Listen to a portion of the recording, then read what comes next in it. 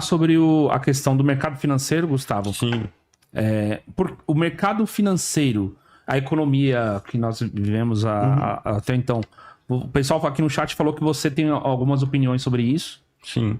Pode começar? Tá, eu vou querer comentar um pouquinho sobre a Revolução Russa também, mas vou direto nessa do mercado financeiro, porque diz a um ponto que o Luiz colocou no começo, do endividamento dos Estados Unidos lá atrás, que era 5%. Esse é um excelente caso para a gente ver como, onde o mercado domina, o Estado também. Sempre o mercado exige um Estado cada vez mais forte. Eu entendo que muitas pessoas, com toda razão, vejam o Estado como opressor, porque é. Uhum. Vocês estão entendendo? Porque o mercado é opressor, por isso que o Estado é também. Né? O Estado é um braço do capitalismo. Pois fala de cobra falante, de homem de barro. O cara veio pro debate, né? Um debate racional, e começa a cuspir religião no meio do debate. O problema é que eles não vejam o vínculo entre esse Estado e o mercado privado e generalizado. O que acontece é o seguinte,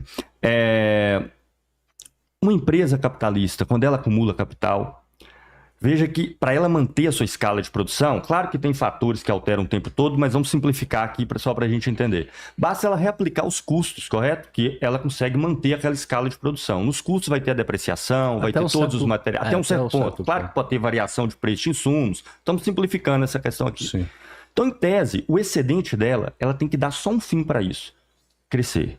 Crescer, crescer, crescer. Seja essa empresa, seja alocando em outro lugar por meio do mercado financeiro, por exemplo. Então, ela pode ser extrair em dividendos e botar em outra empresa. O problema é o seguinte, o capitalismo, ao mesmo tempo que ele estimula isso, lucros mais elevados, eficiência, redução dos custos. Mas o que é a redução dos custos? Do ponto de vista nosso. O mínimo de emprego possível para manter aquele nível de produção, os salários que sejam o mais baixo possível que o mercado lhe permite para manter aquele nível de produção. Só que são essas pessoas que compram o que vai ser produzido lá na frente. Quanto mais baixo é a remuneração geral, menos vai ser o poder de comprar o que foi produzido e dessa riqueza se realizar, dessa riqueza ser vendida. Quanto menor o número geral de empregos, e olha que no Brasil, eu vou até passar aqui para vocês, já aproveitando, isso aqui é um anuário estatístico do instituto que eu trabalho. Eu sei que a idade, o tempo está aqui obsoleto, 2021, mas nosso instituto não tem capacidade financeira para anotar o nome. Produzir todo ano, apesar de ser um anuário. Vai ter o outro ano que vem. Eu trouxe até um aqui para o Luiz, outro para você, é uma publicação nossa, metodologia marxista para análise da realidade brasileira. E uma das coisas que a gente mostra aí é que o Brasil tem... Eu falei isso no outro debate, né? Quando o debatedor rival é muito burro, faz o mexão. Hoje, 2/3 da população que está em idade para trabalhar ou estão sem emprego ou estão na informalidade. Porque o IBGE calcula o desemprego baseado em quem procurou emprego. 2/3? 2/3, exatamente.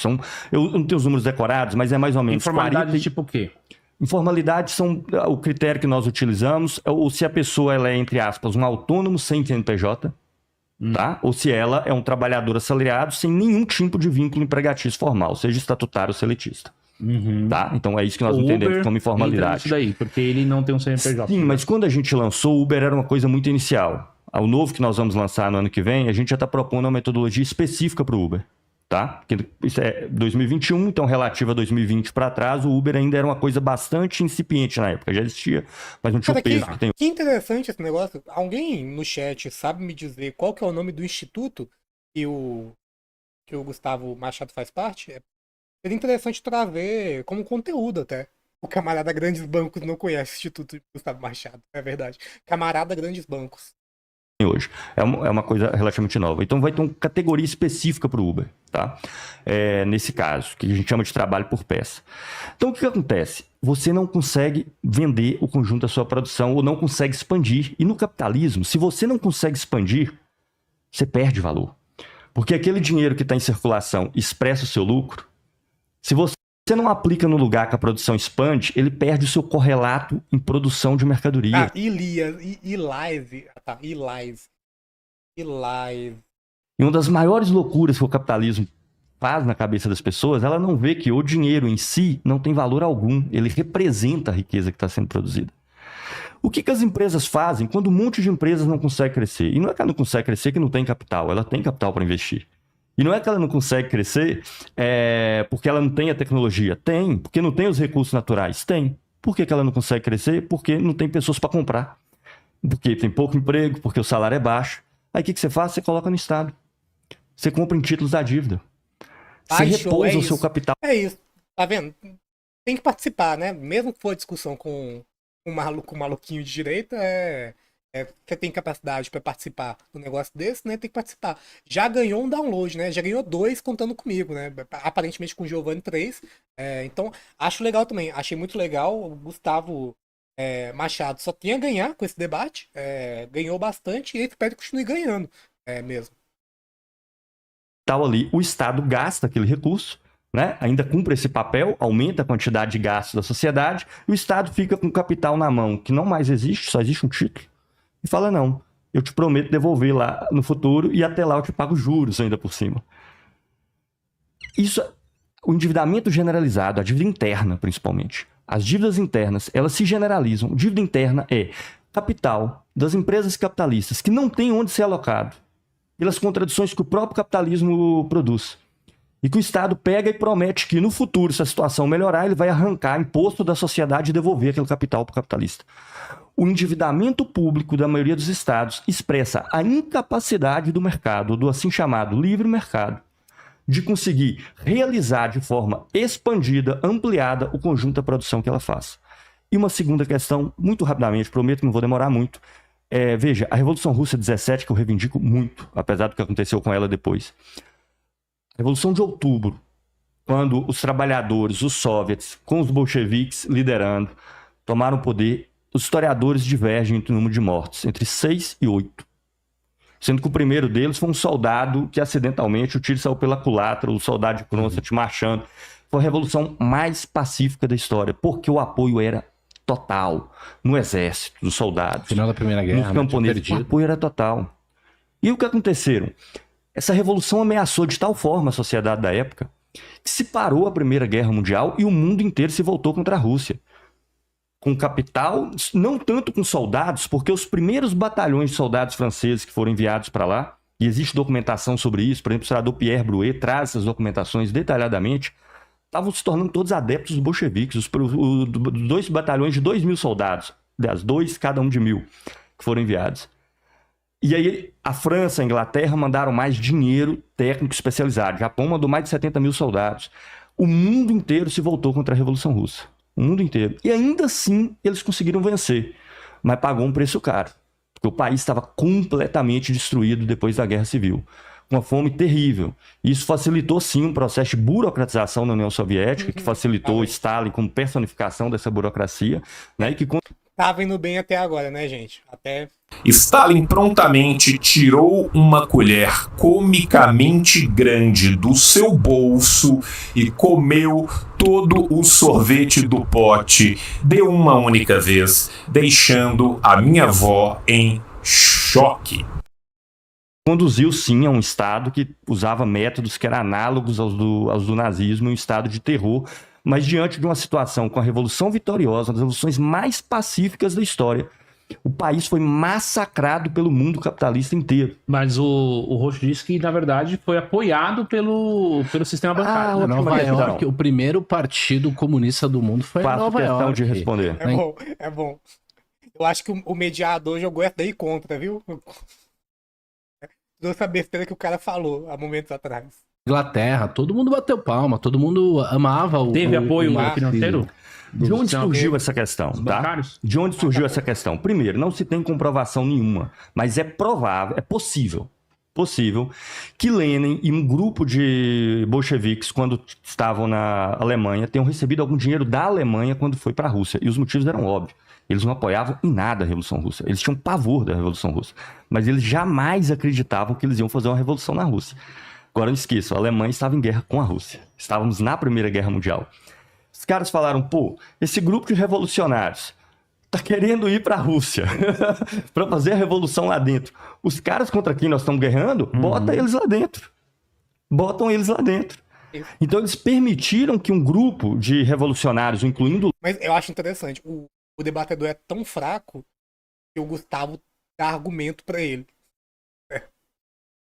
O Lenin passassem e fossem até a Rússia, tá?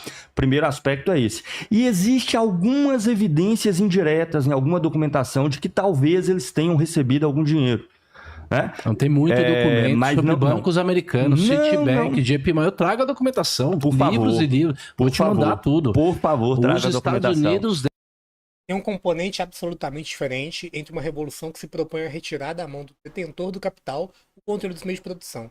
Uma revolução que se propõe a sustentá-lo. Não tá falando merda, no meu ponto de vista. Realmente. É a diferença muito clara entre uma revolução proletária e uma revolução burguesa. deram dinheiro peso. É claro, é um avanço a Revolução Francesa? É um avanço. Mas você tirou uma monarquia encastelada, exploradora também, que detinha tudo por direito de sangue, e colocou realmente uma burguesia que detinha os meios de produção, né? E a Revolução propôs a sustentar essa burguesia. Pesadamente. Família Rothschild. partido- Quem manda no mundo? Quem manda no mundo é a família Não, Rothschild. eu cravo. Né? Tá Eu vou aqui te mandar- gravado. Eu vou te dar todos os documentos. Essa documentação não existe. Quanto de Tô dinheiro cravando. pra quem Não foi, existe. quando? Tem 20 milhões de dólares de um lado, mais 30 milhões de dólares do outro. Mais de Ó, você De onde? Qual que é a fonte? Mas pra de quem? dólar. Pra Para- quem, quando, onde... Para Lenin, Trotsky. O Trotsky foi para Nova York, morou na Suíça. O Trotsky estava exilado em Nova York depois de ter sido expulso da Europa inteira. Coitado exilado em Nova York. Não deram nenhum dinheiro pra ele lá. Não deram 20 milhões de Não. dólares pra ele lá. É amplamente documentada a vida dele lá. Isso é uma mentira total e absoluta. E eu faço o desafio. Não, tá Pode usar desafiado. as redes sociais, eu quero a documentação. Vou mandar tá, toda a joia? documentação. De que Lenin e Trotsky receberam Agora sim o milhões. debate começou. E eu- rapaz. Eu acho que nem o. Não acredito que exista isso, mas nem o stalinista mais maluco vai dizer um negócio desse. Que Trotsky recebeu milhões da burguesia internacional.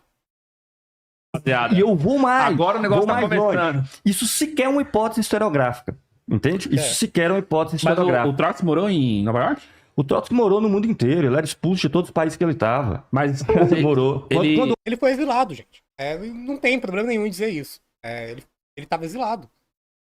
ocorreu a Revolução de Fevereiro, Fazia turnê palestra. quando estava Arrecadando dinheiro. vida todo mundo. miserável. Era tipo um popstar. A vida do Trotsky até a Revolução de 17, e depois não que tenha mudado muita coisa, mas até 17, o Trotsky brinca que ela consistia o seguinte: quando ele conseguia um pouco de dinheiro, e alguns livros dele fizeram muito sucesso, por exemplo, o livro sobre a Revolução de 1905, foi um livro que teve repercussão, foi traduzido em várias línguas na época e fez bastante sucesso. Então ele trabalhava como jornalista e com a publicação dos livros dele. E era um grande escritor. Mesmo autores conservadores e tudo admitem que Trotsky, podem concordar com nada, mas fala Trotsky era um grande escritor. Particularmente eu considero a história da Revolução Russa dele um texto que literariamente é dos mais fantásticos que já foram escritos. O Trotsky, a vida dele era mais ou menos o seguinte: quando ele conseguia um dinheiro, que algum livro tinha algum sucesso, ele constituía uma biblioteca. No ano seguinte, para sobreviver, ele vendia a biblioteca. O Trotsky, até 2017, a vida dele consistia em fazer uma biblioteca, vender a biblioteca. Quando foi que ele morou nos Estados Unidos? Ele morou... Todas as críticas possíveis ao Trotsky, mas esse argumento de que ele fez isso daí, fez tudo que ele fez pra lucrar, tipo, tem condição um negócio desse. Ele é muito lunático. Foi um dos períodos mais miseráveis da vida do Trotsky. O período de... Ele chegou nos Estados Unidos em 16, salvo engano, e já saiu em 17, quando estourou a Revolução de Fevereiro. Salvo engano, foi 16, tá? Porque em 15 eu tenho certeza que ele estava na Europa. Foi um ano e pouco. O período de 14, a autobiografia do Trotsky, A Minha Vida, ele narra em detalhes. Um dos períodos mais penosos do ponto de vista financeiro do Trotsky é o período de início da Primeira Guerra Mundial até ele chegar na Rússia em 17. É um período em que a família dele passa fome. Essa que é a situação. Ele fica preso na Espanha por algum tempo, é um dos períodos de maior dificuldade, porque no período anterior ele era um jornalista e um escritor bastante reputado. Tinha até um pouquinho mais facilidade financeira do que Lenin, por exemplo. Então, E aí, Xará? Olha aí que interessante. Eu não sabia que você tinha canal, não? Canal do Guinho. Se inscrevam lá, gente. Canal do Guinho. todos eles, né, viviam na miséria. Ele morou na Suíça. Morou na Suíça. É uma história curiosa do Lenin, para vocês entenderem isso. O livro do Leopold Trepper começa com essa carta. Lenin, quando estava na Suíça, Leopold Trepper tem um livro, ele era o líder da inteligência russa no pré-Segunda Guerra Mundial. Ele liderava o grupo que descobriu que os nazistas iriam invadir a União Soviética. Stalin tinha tanto medo de Hitler que ele se negou a acreditar na informação e os nazistas invadiram a União Soviética com tudo despreparado. Então, Leopold Trepper era um cara bastante conhecido e era o líder da Orquestra Vermelha, como era chamada a inteligência russa. Leopold Trepper inicia um livro dele com uma carta de um dono de mercearia, que o Lenin morava no exílio dele ali próximo, e o Lenin pegava coisas ordinárias da vida cotidiana e ele teve que voltar para a Rússia sem ter pago totalmente as contas que ele tinha com essa mercearia. Inclusive por dificuldades financeiras. Ele ia lá, conversava com o cara, pedia para postergar um pouquinho mais a dívida e tal. E aí, em 17, depois da Revolução Russa, o Lenin manda uma carta. O cara nem sabia que era o Lenin, o cara que morava lá do lado da casa. Manda uma carta com dinheiro das contas que ele devia da mercearia. O Lenin não conseguia pagar os seus almoços diários. Almoço, janta, etc. Deixa o Roxo comentar a questão do dinheiro para os russos, para os soviéticos. Não, então, Porque tem uma socialismo, tem um o buraco aí na comunismo. discussão que a gente precisa... Lembrando que durante essa discussão toda, o Gustavo citou, acho que pelo menos umas 5 fontes, e a outra parte não citou absolutamente nada. preencher, que é o seguinte: tá, os caras não tinham dinheiro, aí foram fazer revolução, todo mundo se voltou contra eles, e mesmo assim a revolução deu certo. Segundo você, porque eles tiveram apoio financeiro. Isso é romantizado. O mundo inteiro estava apoiando o comunismo. Todo mundo queria ver uma experiência de socialismo e comunismo. Os primeiros unidades do Partido Comunista foram em Londres, Paris, Nova York. Era tipo a nata dos intelectuais, eram socialistas, fabianos, e queriam que a coisa acontecesse. Todo mundo torcia pelo comunismo e pelo socialismo. Eu queria entender um pouco mais, Gustavo, como é que a gente vai implementar agora, de que maneira, e como é que a gente vai conseguir se livrar desse problema todo que você está dizendo aí, que é o capital. Todo mundo queria socialismo naquela época. Os trabalhadores, talvez. Agora, o cara me dizer que os banqueiros, né, os camaradas banqueiros queriam a Revolução Russa. Socialismo junto com o Estado e tal, porque o fato é que a Revolução Comunista, ela foi amplamente apoiada, patrocinada, tem muita literatura sobre isso. Todo mundo queria ver, ele tá lendo história como se assiste uma novela da Globo. Mas ele não dá nenhuma referência palpável, né, material. Ele só fala de, fulano queria, fulano ficou triste, fulano ficou feliz, tal pessoa apoiava porque gostava, né? É sempre um negócio tipo moral. Parece que é porque eu quis aconteceu a revolução, porque eu fiquei insatisfeito com alguma coisa. Não, tem razões econômicas para terem acontecido os movimentos históricos. Isso também deve ter, depois nós vamos ver aí as fontes e tal, mas essa questão está totalmente aberta, porque eu estou dizendo uma coisa e o Gustavo está dizendo outra. Fiquem abertos, então, é isso. O que seria do verde se não existisse o amarelo, gente? Tá aí a discordância. Então, gente, sinceramente, eu cansei, eu estou com pouco tempo, eu vou parar por aqui, então, o debate. Eu só vou ler o chat aqui, mais uma vez, para ver o que escapou. Vocês dizendo aí que como é que a classe dominante adora ser superada numa revolução, né? Salve para todos os nobres que perderam a cabeça de alegria, exatamente. O canal do Guinho, se inscreva no canal do Guinho, inclusive. Diz que conheceu o meu canal na época do React do Santinelli falando do Metá chorando espadinha quando derrubaram o vídeo do canal dele, né? Realmente, todo mundo queria uma revolução, né? Os banqueiros queriam que tivesse uma revolução socialista realmente. A gente aprendeu isso hoje. E eram do time do socialismo. Então, gente, eu vou terminando o react por aqui. A gente chegou a mais ou menos na metade do vídeo. E aí, como sempre, amanhã eu faço o react da segunda metade desse debate maravilhoso que está engrandecendo a gente intelectualmente tanto, né? De ambas as partes. Porque, afinal de contas, é uma divergência que ficou em aberto. Bruce Willis GPT tá solto.